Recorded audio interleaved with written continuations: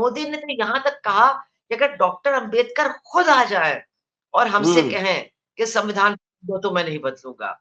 और अमित शाह कह रहे हैं हम तो सेक्युलरिज्म शब्द को भी नहीं हटाएंगे। तो अलीगढ़ में इनकी एक नेता है श्रीमती मिश्रा, उन्होंने तो वहां भाषण दिया कि जो लोग हमारे जूते साफ हम्म। करते थे, आज वो जी जी। संविधान की वजह से हमारे सर पर बैठे हैं। उन्होंने स्पष्ट तौर पर कहा कि 400 पार हमें इसलिए करना है क्योंकि संविधान में हमको मूल-चूल परिवर्तन करना है। ये जी। संविधान हमको खत्म कर, क्योंकि आधा समाज तो खैर अधिकारों से बिल्कुल वंचित है, यानी महिलाएँ, मनुस्मृति के हिसाब से। किसी महिला के हम्म। कोई अधिकार नहीं है, तो आधा समाज तो न्याय से वंचित है।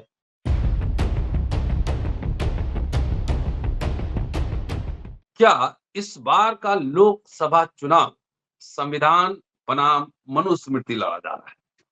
सामाजिक न्याय बनाम मनुवाद, इस पे लड़ा जा रहा है।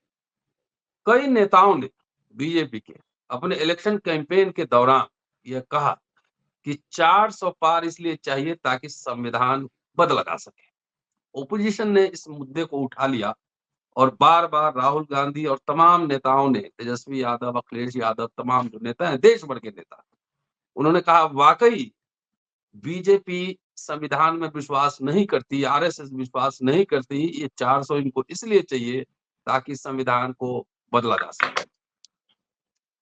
आप अगर जब संविधान लागू हुई थी, आरएसएस के मुखपत्र ऑर्गेनाइजर में उसके खिलाफ लिखा गया था कि भारतीयता के हिसाब से नहीं, तो इनका मूल मनुस्मृति में बैठता है। रही बात आरक्षण की, बीजेपी के नेता सुब्रमण्यम स्वामी ने काफी पहले कहा था कि वैसी व्यवस्था कर देंगे कि आरक्षण अप्रासंगिक, इररिलेवेंट हो जाए।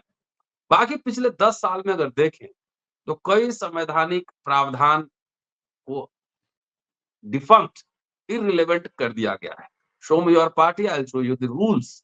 ये सब चल रहा है। संवैधानिक संस्थाएं किस तरह काम कर रही हैं वो भी आप सबके सामने है। सीबीआई, ईडी, इलेक्शन कमीशन, तमाम। इसके अलावा प्राइवेटाइजेशन जिस रफ्तार से हुआ है, आरक्षण इर्रेलेवेंट तो हो ही गया।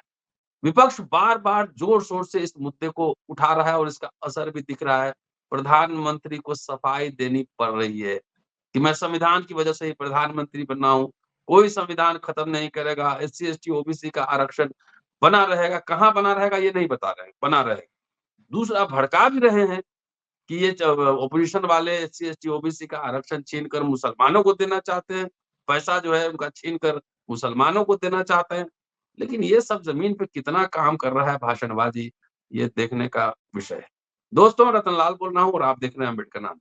सुभाषिनी अली जी हैं, सीनियर लीडर हैं, एक्टिविस्ट हैं, देश भर में घूमती रहती हैं, पूरे कई आंदोलनों में शरीक रहती हैं और अभी चुनाव के समय विशेष सक्रिय हैं। इनकी सक्रियता से थोड़ा-सा टाइम निकाल कर इस एपिसोड में चर्चा करने वाला हूँ कि वाक़ई ये पूरी लड़ाई है, ये संविधान बनाम मनुस्मृति की। स्वागत है मैम। जी। नमस्ते। ऐसा है कि ये जो आरोप लगाया जा रहा है और मैं भी ये आरोप लगा रही हूँ कि भारतीय जनता पार्टी और उसके पहले जो मतलब उसको जन्म देने वाला जो संगठन है आरएसएस, दरअसल इन लोगों को कभी भी ये संविधान अच्छा नहीं लगा, कभी भी इन्होंने संविधान को अपनाया नहीं। बल्कि आपको तो मालूम है अच्छी तरह से कि जब संविधान पारित हुआ था 1949 में, उस समय जो आरएसएस के बड़े नेता थे, ये हेडगेवार और गोलवालकर, और इनके जो लिखने वाले थे इनके अखबारों में, उन्होंने बार-बार इस बात को लिखा और कहा कि हमें तो ये संविधान किसी भी सूरत में स्वीकार्य नहीं है। और जी। उन्होंने बड़े भारी तर्क भी दिए। उन्होंने कहा कि ये संविधान, इसमें जो भारत की सोच है, भारत का दर्शन है, उसकी कोई वो प्रतिबिंबित नहीं है वगैरह-वगैरह। और उन्होंने कहा कि हमारा जो न्याय शास्त्र है, वो तो मनुस्मृति है। और फिर जैसे कि उनकी आदत है झूठ बोलने की, गोलवलकर ने कहा कि इस मनुस्मृति को तो दुनिया में पता नहीं कितने लोगों ने बहुत ही अच्छा समझा है, इसके बारे में बहुत कुछ लिखा है। अगर आप जा कर के पता करें कि जिनका उन्होंने कहा है कि इन्होंने मनुस्मृति को बहुत बढ़िया समझा, तो आपको पता चलेगा कि उन लोगों को शायद पता भी नहीं है कि मनुस्मृति नाम की कोई चीज़ है। बहरहाल, जहाँ तक हम लोगों का सवाल है, 2 बातें महत्वपूर्ण हैं। एक तो उन्होंने उस समय भी संविधान के खिलाफ बात की, मनुस्मृति के पक्ष में बात की और दूसरी बात जो बहुत महत्वपूर्ण है कि मनुस्मृति को जलाने वाले डॉक्टर अंबेडकर ही थे। देखिए, आज बहुत सी बातें हो रही हैं कि ये जो तमिलनाडु वाले लोग हैं, ये सनातन धर्म के खिलाफ हैं, ये मतलब हमारे शास्त्रों के खिलाफ हैं, वगैरह, वगैरह, वगैरह। और जब मनुस्मृति की बात आती है और कोई मनुस्मृति के खिलाफ बोलता है, तो उसको भी वो कहते हैं कि ये हिंदू धर्म के खिलाफ लोग हैं। चलिए, हो सकता है, हो पता नहीं। लेकिन जो सबसे बड़ी बात है, वो कभी भी इस बात को नहीं कहते हैं कि डॉक्टर अंबेडकर ने खुद मनुस्मृति को जलाया था और हम लोग भी कभी-कभी इस बात पर ज़ोर नहीं देते हैं, क्योंकि हुँ, हम लोग भी इसका महत्व पूरी तरह से समझते नहीं हैं। देखिए, डॉक्टर अंबेडकर आप जानते हैं, वो एक संविधान और कानून के दायरे में काम करना बहुत पसंद करते थे। वो इसके बाहर जाना और मतलब जन आंदोलन करना वो करते थे कभी-कभी, लेकिन उस पर उनका बहुत ज़्यादा विश्वास नहीं था।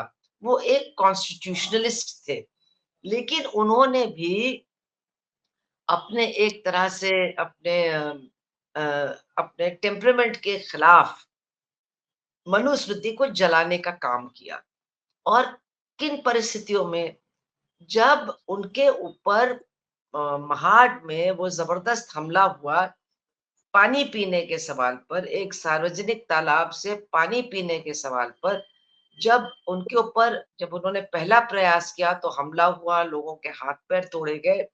फिर उन्होंने जाकर के वहाँ दोबारा प्रयास करने की सोची और प्रशासन ने कह दिया नहीं इससे बहुत हिंसा भड़केगी।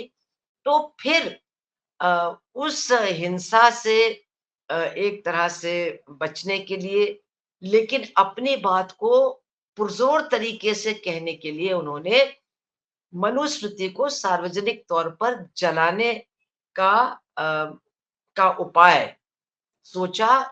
कहते हैं रात भर वो सोए नहीं और फिर वो इस नतीजे पर पहुँचे कि यही सबसे अच्छा जवाब होगा और उन्होंने अपने जो ख़ास लोग थे उनसे बातचीत की, वो भी उससे सहमत हुए और फिर दूसरे दिन उन्होंने इस काम को किया। अब जिस समय उन्होंने ये काम किया धर्म परिवर्तन की बात को उन्होंने घोषित नहीं किया था। उन्होंने हिंदू धर्म को छोड़ने की बात भी शायद तब तक उस तरह से नहीं की थी। लेकिन मनुस्मृति को उन्होंने जलाया और उन्होंने ये कहा कि इसमें जो जिस तरह के नियम कानून हैं जब तक वो रहेंगे, जब तक वो समाज को प्रभावित करेंगे, जब तक लोग उनको अपने धर्म से जोड़ करके देखेंगे, तब तक किसी प्रकार का न्याय इस समाज में संभव ही नहीं है। किसी के लिए कोई न्याय संभव नहीं है। तो ये जी। बात उन्होंने की और ये बिल्कुल सही है, क्योंकि आधा समाज तो ख़ैर अधिकारों से बिल्कुल वंचित है, यानी महिलाएँ, मनुस्मृति के हिसाब से। किसी महिला के हुँ, कोई अधिकार नहीं है, तो आधा समाज तो न्याय से वंचित है। लेकिन हुँ, इसके अलावा जो उन्होंने शूद्र की परिभाषा की है, काम करने वाले लोग और यहाँ तक मनुस्मृति में लिखा है कि अगर ऊँची जात तथाकथित ऊँची जात के लोग किसी भी मजबूरी के कारण हाथ से काम करते हैं, खेतों में काम करते हैं या कोई दूसरा काम करते हैं, तो वो भी शूद्रों की ही श्रेणी में डाल दिए जाएँगे। और ख़ैर जो दलित हैं यानी उस समय जो अस्पृश्य कहलाते थे, उनके लिए तो न्याय और अधिकार का कोई सवाल ही नहीं है।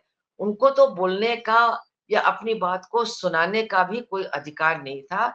यहाँ तक कि वो ना दिखें, इसके भी प्रावधान मनुस्मृति के अंदर मौजूद है। तो ये है वो शास्त्र जिसको डॉक्टर अंबेडकर ने ही जलाया था और अ, आरएसएस ने कहा कि इसके आधार पर हमारी न्याय व्यवस्था होनी चाहिए। तो अगर हम इसको न समझें, तो ये हमारी बड़ी भारी भूल होगी क्योंकि संघ परिवार के लोगों ने कभी भी ये नहीं कहा है कि वो जो हमारी सोच थी 1949 या 50 में उनको हम उसको हमने छोड़ दिया है।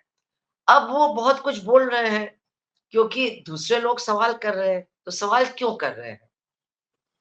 ये जो जी, 400 पार का नारा उन्होंने लगाया, इसके संदर्भ में उनके 2 बड़े नेता, ये ऐसे नहीं कोई टुटपुंजिये नेता नहीं है, इनके बड़े नेता हैं।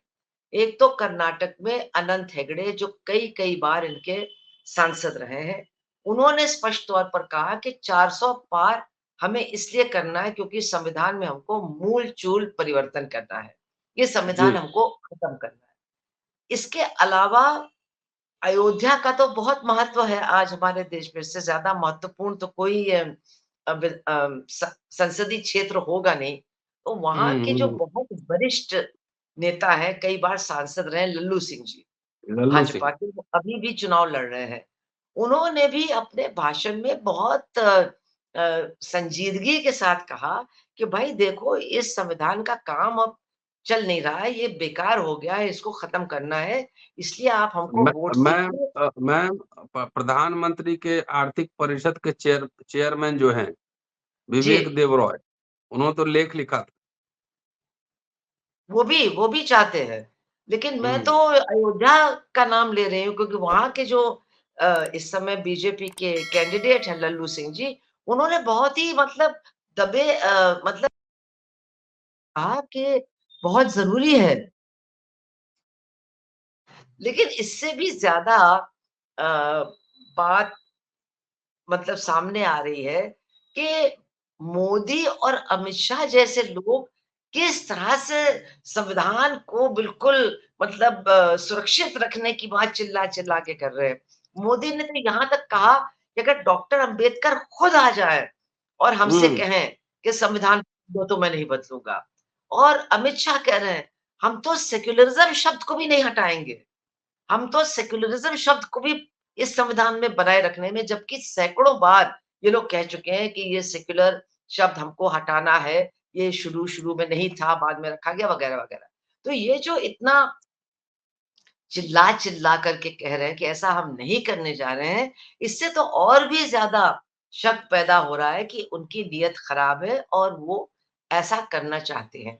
और सिर्फ़ उन ये भाषणों की वजह से नहीं, उनके जो काम हुए पिछले 10 साल में, हुँ, किस हुँ, तरह हुँ, के काम हुए हैं। देखिए, इसमें सिर्फ़ रिज़र्वेशन खत्म करने की बात नहीं है, रिज़र्वेशन पर तो उन्होंने प्रहार किया है, निजीकरण के माध्यम से किया है। ईडब्ल्यूएस को जिस तरह से वो लागू कर रहे हैं, उसमें उन्होंने पूरा पूरा जो परिभाषा थी रिज़र्वेशन की या जो अ, उसके पीछे जो भावना थी, उसी को खत्म करने की कोशिश की है। तो रिज़र्वेशन पर तो उन्होंने कई तरह के प्रहार किए हैं। ये जो लैटरल एंट्री उन्होंने सर्विसेज़ में जो अ, आईएएस, आईसीएस, आईपीएस है, उसमें जो उन्होंने बाहर से लोगों को लाने का काम शुरू कर दिया है। तो रिज़र्वेशन को तो करीब-करीब उन्होंने खत्म ही कर दिया है। अब आप देखिए कि अगर टीचरों की भर्ती होती है तो वो मैं उनके द्वारा शासित राज्यों की बात कर रही हूँ। तो वो सब ये कच्ची नौकरियाँ हैं, पक्की नौकरी नहीं है। और ये हुँ, जो तमाम सरकारी क्षेत्रों में काम है, वो भी सब कच्ची हैं। अब वहाँ पर जो पक्की भर्ती है, वो बिल्कुल खत्म हो गई है। फिर जब भी कोई सरकारी भर्ती का ऐलान होता है, तो पेपर आउट हो जाता है। तो वहाँ भी जिन लोगों को मौका मिलना चाहिए, वो भी उनका मौका खत्म हो जाता है। तो इस तरह से जो तमाम आरक्षण सामाजिक रूप से जो तमाम पिछड़े लोग थे, एससी, एसटी और बाद में ओबीसी जो उनको मौके मिलने थे, वो तो वो एक तरह से खत्म करते ही चले जा रहे हैं, बहुत कम मौका रह गया है। और इसके साथ-साथ जो स्कॉलरशिप मिलते थे, दलित बच्चों को ख़ास तौर से, एसटी बच्चों को और उनके लिए जो पढ़ने के लिए स्कूल ख़ास तौर से बनाए गए थे, हॉस्टल्स बनाए गए थे। आज आप देखिए, वो स्कूल्स इस नाम पर कि यहाँ बच्चे बहुत कम हैं, बंद कर दिए गए हैं या मर्जर हुँ, उनका हो गया है। और जो दलित बच्चों और आदिवासी बच्चों के लिए जो हॉस्टल्स थे, वो भी बंद हो गए हैं या उनकी हालत इतनी खराब है कि कोई बच्चा वहीं रह नहीं सकता है, वहाँ रह कर के पढ़ नहीं सकता है। तो ये तो उन्होंने किया है पिछले 10 सालों में। लेकिन जी, संविधान में केवल रिज़र्वेशन नहीं है, हुँ, हुँ, संविधान में देश के प्रजातंत्र को बनाए रखने के लिए भी बहुत सारी बातें की गई हैं। एक तो हुँ, अगर हम लें जो हमारा पार्लियामेंट है, तो हुँ। पार्लियामेंट का काम करने का तरीका अब क्या हो गया है? पार्लियामेंट की जितनी मतलब मजबूतियाँ थी वो तो सब खत्म हो गई हैं। अगर आप वि सरकार के वि खिलाफ विपक्ष बोलेंगे तो विहीन आपको बाहर कर विपक्ष दिया विहीन जाएगा, हैं? विपक्ष विहीन पार्लियामेंट चाहते हैं हाँ, मोदी जी। वो आपको सस्पेंड कर दिया जाएगा, बाहर कर दिया जाएगा। अगर आप सवाल पूछेंगे तो सवाल का जवाब नहीं दिया जाएगा। अगर आप किसी उनके कानून पर टीका-टिप्पणी करते हैं और माँग करते हैं कि इसको कमेटी के सामने भेजा जाए, तो वो नहीं भेजा जाएगा। पार्लियामेंट के जितने दिन बैठती है पार्लियामेंट वो भी घटा दिया गया है।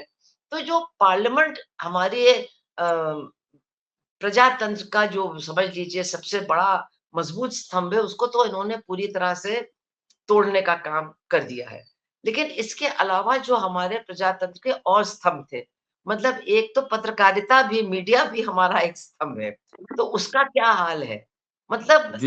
इतनी बुरी हालत है कि अब तो शर्म आती है इस मीडिया के बारे में, अगर हम लोग सोचते हैं जो मेन स्ट्रीम मीडिया है और ये पत्रकार अब है नहीं, ये तो सरकार के प्रवक्ता हैं या उनके अ, दलाल हैं या जो भी उनके लिए शब्द इस्तेमाल कीजिए। मीडिया में अगर इलेक्टरल बॉन्ड की बात नहीं आती है, मीडिया में हुँ, अगर पार्लियामेंट के अंदर क्या हो रहा है उसकी बात आती ही नहीं है। मीडिया में ये जो तमाम प्रहार हो रहे हैं जनता के अधिकारों पर उसकी बात नहीं आती है, तो फिर वो मीडिया किस काम का है? मीडिया अगर ये भी सवाल नहीं पूछती कि भाई कोई भ्रष्ट आदमी जब तक विपक्ष में रहता है आप उसके ऊपर केस करते हैं और जब वो चला जाता है आपकी पार्टी में तो सारे केसेस खत्म हो जाते हैं।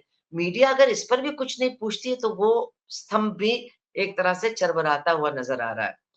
फिर आप देखिए जो ये सीबीआई है, ईडी है, इनका जो काम करने का अब तरीका है, इस पर तो अब मतलब सब लोग ही कह रहे हैं कि इनकी वजह से ही विपक्ष एक तरह से कमज़ोर किया गया है, सरकारों को गिराया गया है, लोगों को दल बदलने के लिए मजबूर किया गया है।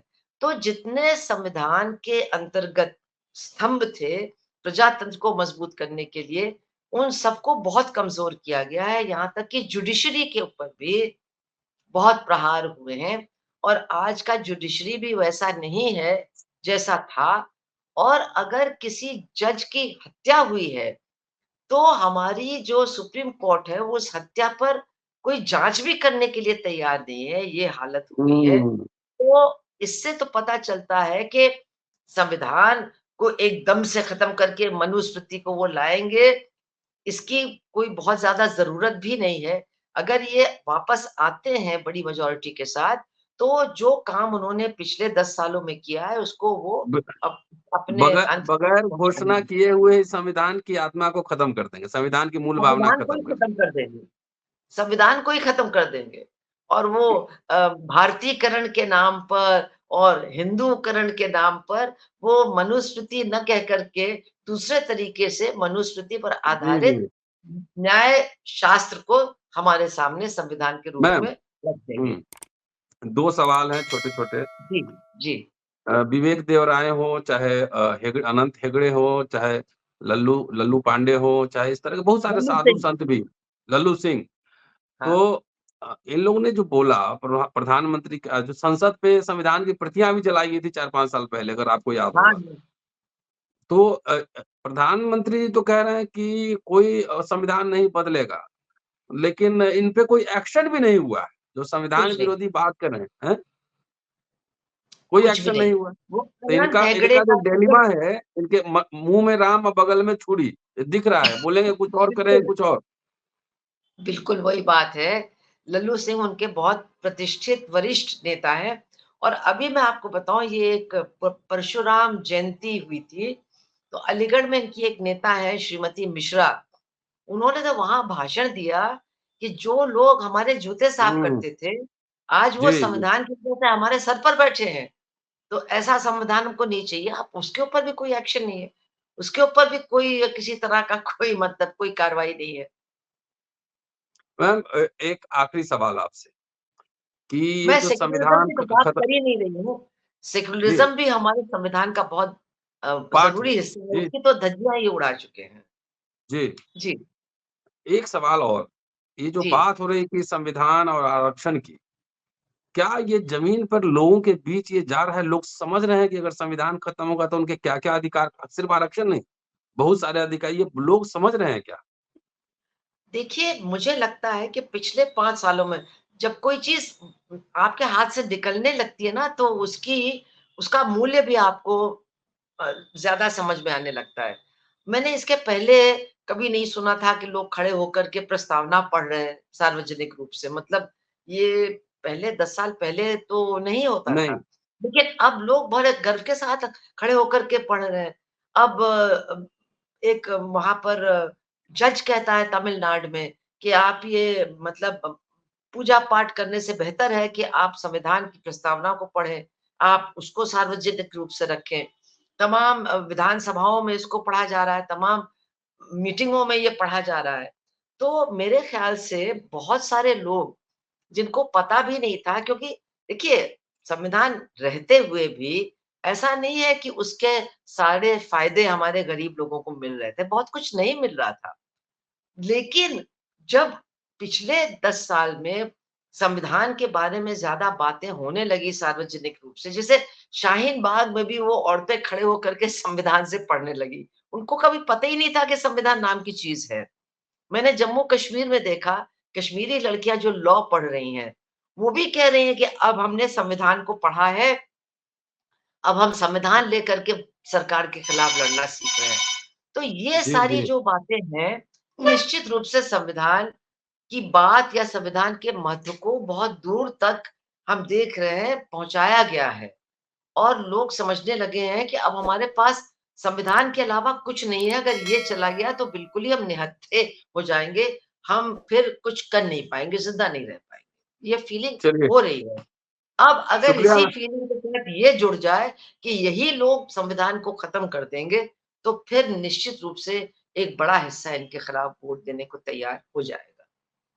चलिए, शुक्रिया मैम, और संविधान खत्म करने के लिए बाहर से कोई एजेंसी लेकिन नहीं आपने आएगी। मुझसे यह ये नहीं पूछा कि भारतीय जनता पार्टी को और मोदी जी को ये 400 का फिगर इतना अच्छा क्यों लगता है? ये आपने हमसे नहीं पूछा।